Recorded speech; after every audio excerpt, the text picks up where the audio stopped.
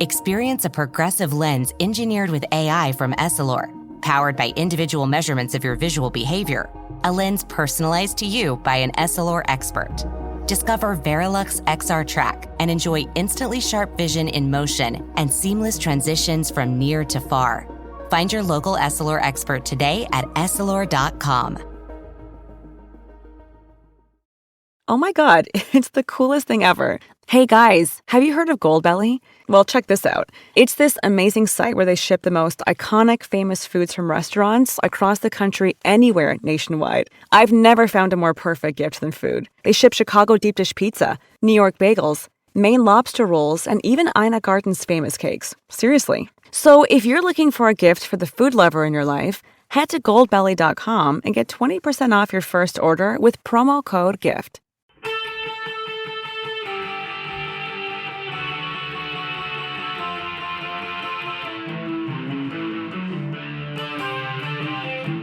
This is the Daily Blast from the New Republic, produced and presented by the DSR Network. I'm your host, Greg Sargent.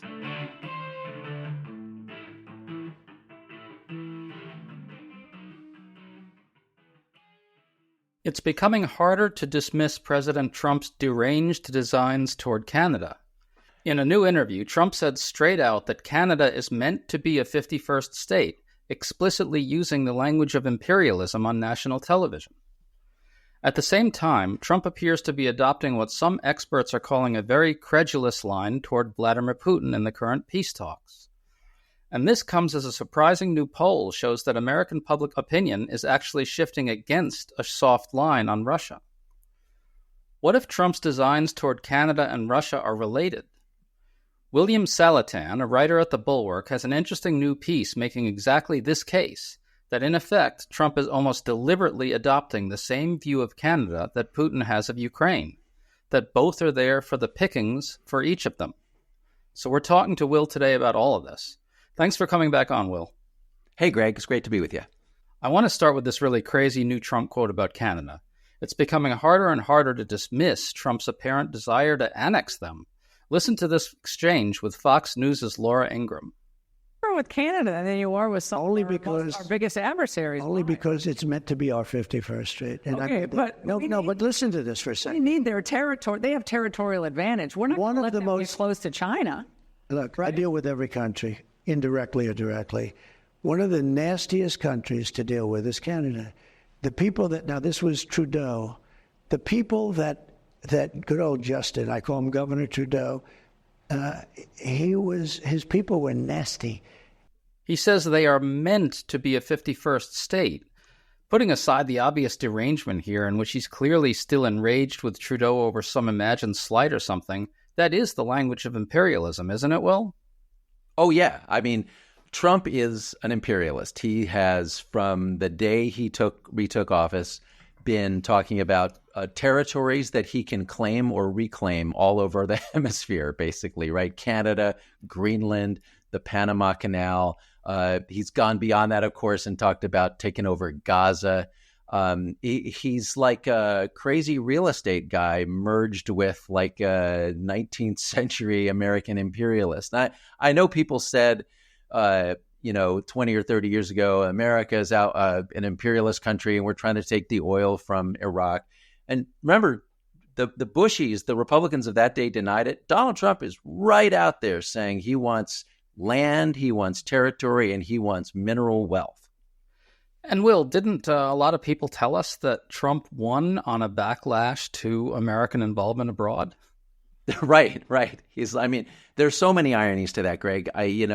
Trump said there were no wars when I was president. The first thing he does is come in and start a trade war. That's the one that Americans are feeling now.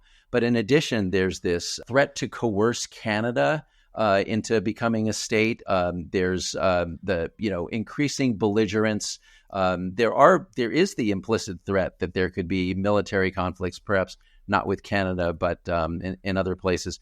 And so, yeah, I think it's a serious threat of hostilities of various kinds with former allies. Probably worth noting that Trump's trade war with Canada, he sometimes says pretty much straight out that if they want to avoid tariffs, they should become a state. That's a direct and explicit declaration that he's using economic warfare to weaken Canada, to force it to submit to his will. Yeah, it is. It is. Now people say, okay, Trump's not Putin. Fair enough. Trump's not Putin. He's not like marshaling armies on the border with Canada and threatening to go in. But he is using the leverage that Donald Trump has always used. Remember, Donald Trump has been an economic belligerent his whole career, right? He has always threatened and used economic force to coerce the behavior he wants. He is absolutely, on a regular basis, Greg, every week, literally every week, if not every day, threatening Canada with economic consequences, saying we can strangle you, we can cut you off at the knees, you have to become a state. And let me just throw in one more thing, because you highlighted in that comment to Laura Ingraham, he used the word meant. Canada is meant to be the 51st state. That is the language of manifest destiny. That is the language of you must become one of us. It is America's destiny. It is my destiny to expand America, to absorb the whole continent. He actually used this type of language in another way, too. He recently essentially said that they just drew a line on the map between Canada and the United States, as if this was an arbitrary thing. That's Putin-esque language. He's basically saying, oh, they're not a real country. Right, it is. And so one of the things that I did for this article was I went back and looked at what did Vladimir Putin say about Ukraine before he went in. And there were two things, right? He published an article about 7 months before he went in, about half a year before he went in. And then he, right before he went in, 3 days before, he gave a speech along the same themes. And he said many of the things that Donald Trump says about Canada. Putin said those about Ukraine. You know, the line was artificial. We are all really one people. There's no such thing as a separate Ukraine. Also, Greg, bizarrely, something that I had forgotten, Putin talked about how Ukraine was ripping off Russia. You know, Russia had given all these subsidies to Ukraine. Very similar language to the way Trump fantasizes about how Canada is a beneficiary of the United States. They're leeching off us. They're nothing without us. Same language from Putin. And the craziest thing of all, in his article in 2021, Vladimir Putin said that the relationship between the United States and Canada was a lot like the relationship between Russia and Ukraine. It was the same kind of, hey, it's all really one people. The line is artificial. Very creepy. I want to get back to that, but let's go to the call that Trump has now had with both Putin and Ukrainian President Zelensky. The administration is trying to say they've made great strides with Putin toward peace. U.S. Special Envoy Steve Witkoff said it's now a relatively short distance to a full ceasefire. Yet the Kremlin is saying that Putin's number one condition for a ceasefire is completely halting all assistance to Ukraine.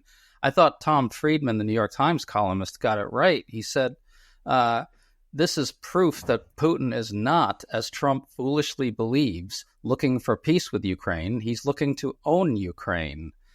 Friedman also says, don't believe anything the administration says about Putin's supposed desire for peace. That seems right. I mean, why would we ever give Trump the benefit of the doubt on anything here for even a second? Right. Remember, though, Greg, that wasn't it like all during the fall campaign, Donald Trump said he was going to end the Russia-Ukraine war in his first 24 hours, like after he got elected, not even before.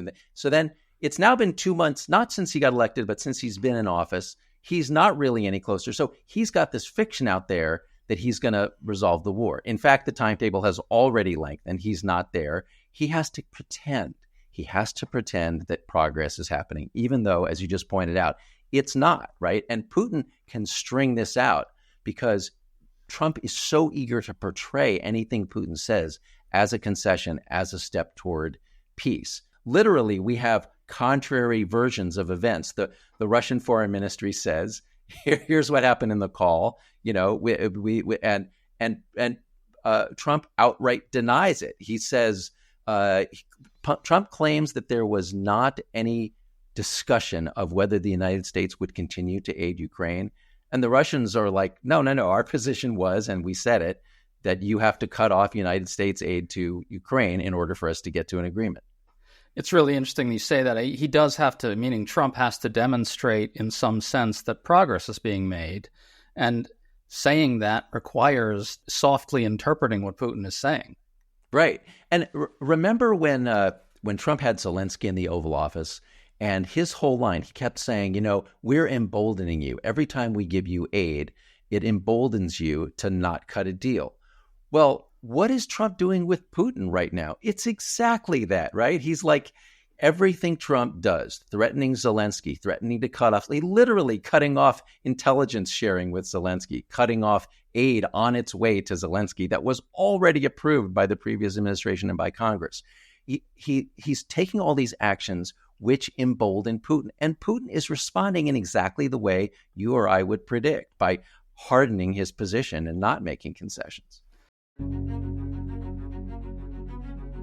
Spring is finally here. For us in DC, that means cherry blossoms, warmer weather, and more nonsense from the administration. To stay up to date on all the news that you need to know, there's no better place than the DSR Network. And there's no better way to enjoy the DSR Network than to become a member. Members enjoy an ad-free listening experience, access to our Discord community, exclusive content, and more. Use code DSR2025 for a 40% discount on sign-up at thedsrnetwork.com/buy. That's code DSR2025 at thedsrnetwork.com/buy.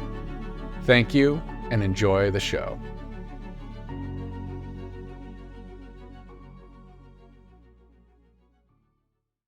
So there's this new Gallup poll, which is quite striking and heartening, I think. It finds that a majority, 53%, now want the U.S. to continue supporting Ukraine's efforts to reclaim its territory, even if that means staying involved for a long time. That's a jump from December. And get this, nearly 80% say they fear Russia would violate the terms of a peace agreement, and 7 in 10 fear the settlement will be too favorable to Russia. It seems clear to me, Will, that we may be seeing something like a thermostatic effect here in which Americans are starting to swing against the orientation of the party in power. What do you think?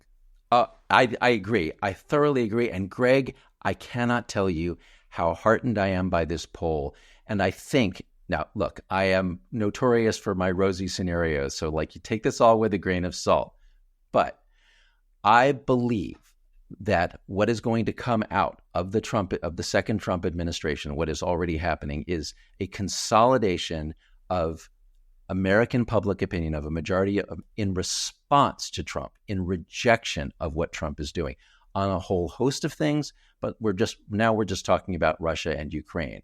There was, before Trump came in, a sentiment that we were doing too much to support Ukraine. Those numbers have now flipped. There was this, as you point out, the feeling that we should end the war rather than require Russia to relinquish territory that it had taken from Ukraine. Those numbers on a smaller scale have now flipped.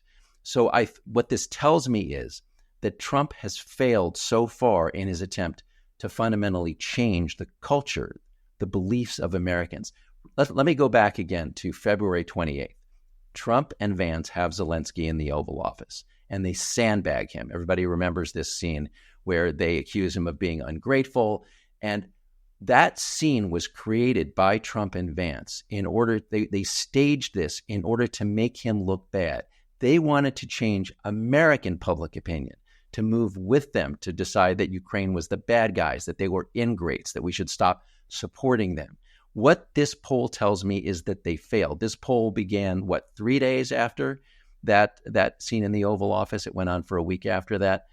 And what it tells me is Americans didn't buy it, that they are where they were before, that they think that Donald Trump has gone too far in the direction of undercutting Ukraine and capitulating to Putin.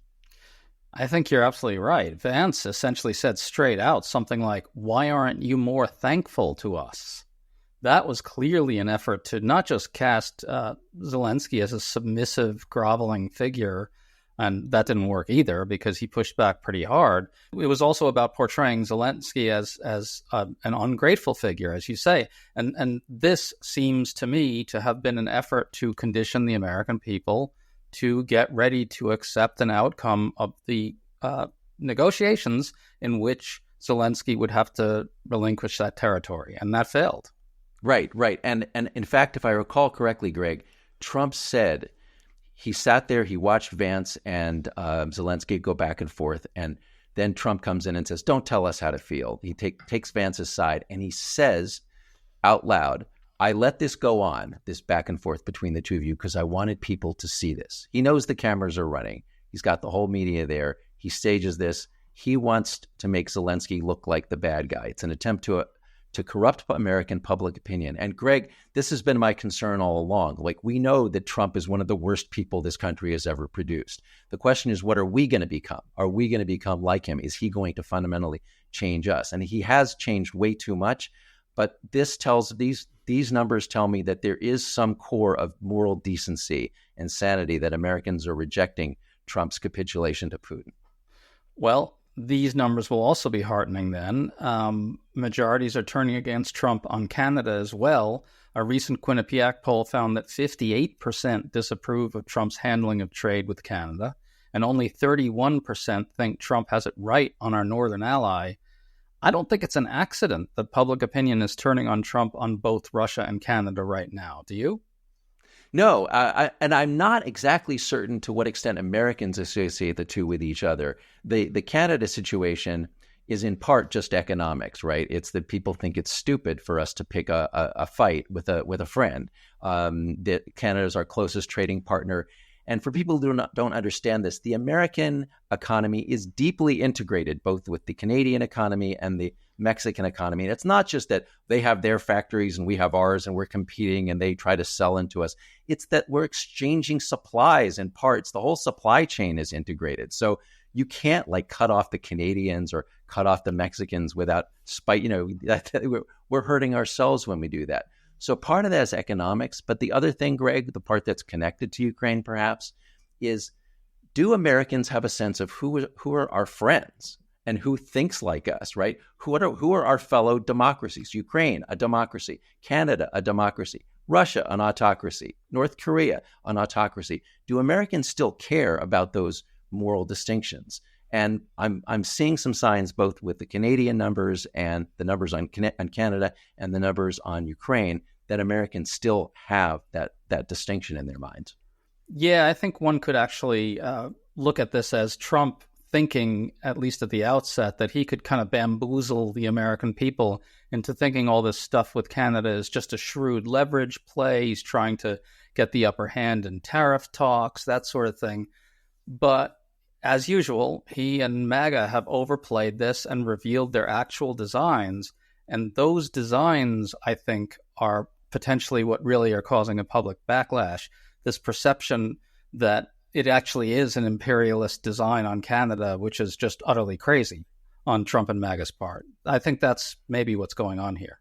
Yeah, and one of the things that Laura Ingraham raised with Trump is the idea that, look, dude, you mess around with Canada was our friend. Canada was favorably disposed. Trump has done everything possible for about 4 months running to insult Canada, to antagonize Canada, to threaten Canada, to scare Canada. Like, this went way beyond a joke, right? And the result is, she tells him, you're messing with with internal Canadian politics at this point. In their election, they may well, galvanize an anti-American or not, a political coalition in defense of Canadian autonomy and against the threat from America. And Greg, that phenomenon is not going to be isolated to Canada. The more Trump threatens every single nation that used to be our friend, the more we're going to see trade relationships and military alliances that are built not just to protect these countries against Russia and China, but against us. Well, maybe the way to think about this is that it's a fundamental rejection of, I guess, what you might call Putinism as executed through the Trump vessel.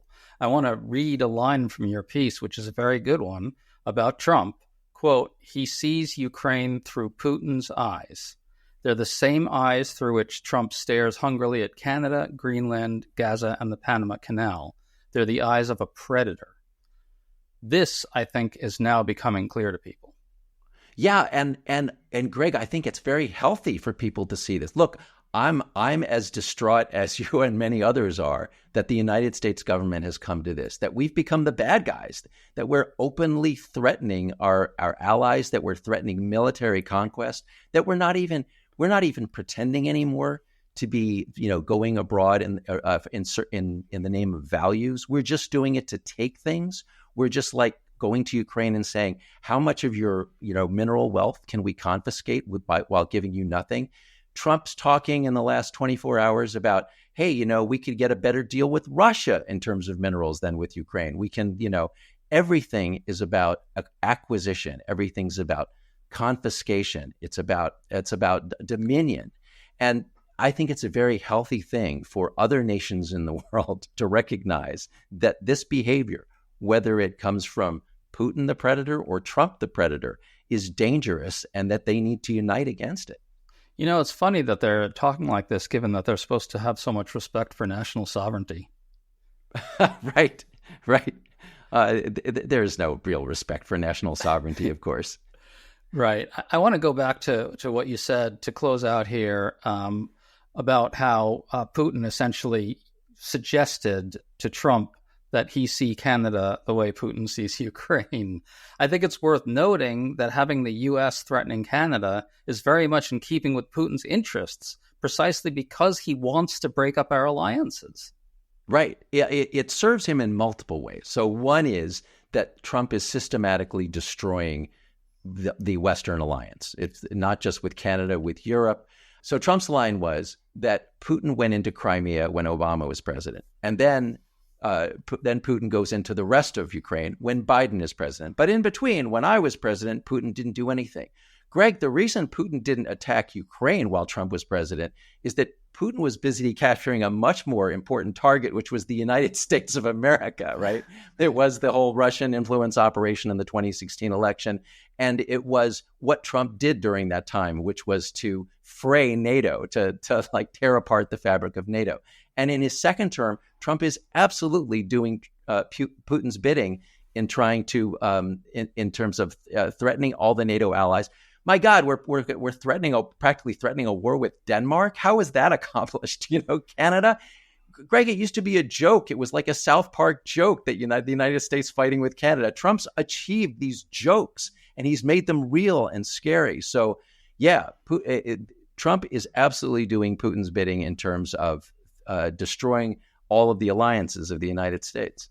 Just to your point about how Trump is essentially becoming Putin and seeing the world through his eyes, I believe Trump recently used a line a little bit something like this.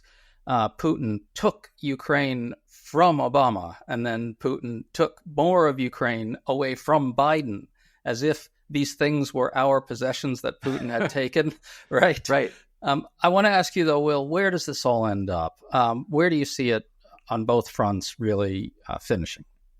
Well, I'm very much concerned, Greg, that in Trump's mind, it's all connected. And the connection, what I fear is essentially the old spheres of influence idea. Trump wants dominion over North America. That he's pretty much said it. I mean, if you just look at his description from the Panama Canal to Canada to Greenland, that's the continent, right? And he wants to establish our dominion over this space. Meanwhile, he looks over at Ukraine and thinks, that's Putin's business. That's Putin's dominion, right? And that was what Putin said in his 2021 article, in his 2022 speech, right? He wants to reconstitute the Russian Empire, the former Soviet bloc. And all of, I just think there's a deal to be cut here between Trump and Putin. And what Trump has been saying over the past 24 hours since he talked to Putin is basically, hey, things are going great, even though, in fact, Putin is not making concessions with regard to Ukraine. Putin is talking with Trump about other things, about cooperation on extracting minerals and all sorts of other things in which they have a common interest. That is Trump selling out Ukraine. It is Trump selling out and granting Putin his empire in Asia and in Eastern Europe in exchange for looking the other way while we do our thing. And what happens with Canada? I think Canada is not going to get invaded, but is going to be dealing with the tariffs that come down on April 2nd, is going to have to be developing alternative suppliers, is going to, honestly, Greg, what I think is coming if Trump keeps up his tariff regimen, I think that we're just going to start to see trade relationships formed between former trading partners of the United States, and they're going to go around us because they have to. I think that's right. I think the through line here is that Trump and Putin are the real geopolitical men swallowing up the fake countries. Each one respects the other's, right to do that. It's almost like, mob bosses carving up territory. Well said, Greg. Very well said. Will Salatan, it's always wonderful to talk to you, man. Thanks for coming on. Thank you, Greg. You've been listening to The Daily Blast with me, your host, Greg Sargent. The Daily Blast is a New Republic podcast and is produced by Riley Fessler and the DSR Network.